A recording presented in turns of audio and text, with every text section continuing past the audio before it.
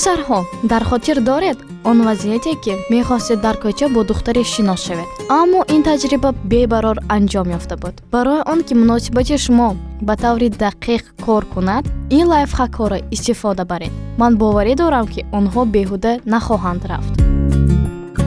якум, агар дар кӯча бо духтаре вохӯрдед ва мехоҳед ки бо ӯ шиносоӣ пайдо кунед, пас вақте ки ӯро боз доштеду суҳбатро оғоз кардед, рост ба чашмонаш нигоҳ кунед. ин тарзи нигоҳ доштани одам дар муошират аст. дуюм, барои шинос шудан бо духтаре дар кӯча бо ибораи духтари хушрӯ, шумо ки шинос шудан мумкин ми? ба назди ӯ наравед. ин масъулияти ошноиро аз мард ба зан месупорад, ки ин нодуруст аст. сеюм, беҳтар аст ки шиносои худро бо савол оғоз кунед. ин ба шумо имкон медиҳад ки духтарро фавран ба муколима ҷалб кунед.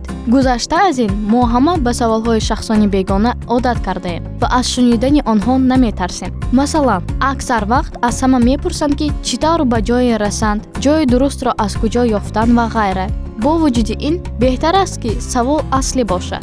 филми классикии «Нафалет дар куҷост»-ро ба хотир оред. чаро ин гуна шиносоӣ таҷрибаи хуб буд? ин савол таваҷҷӯҳро ба худ ҷалб карда буд ва духтарон мехостанд самимона кӯмак кунанд. Нафалет калимаи баръакси телефон аст. чорум, аниқ ва фаҳмо сухан гӯед. агар шумо ғурғуркунон гап занед, пас аввалан духтар сухани шуморо намефаҳмад. дуюм, хоҳиши шиносоӣ бо чунин бача дарҳол аз байн меравад.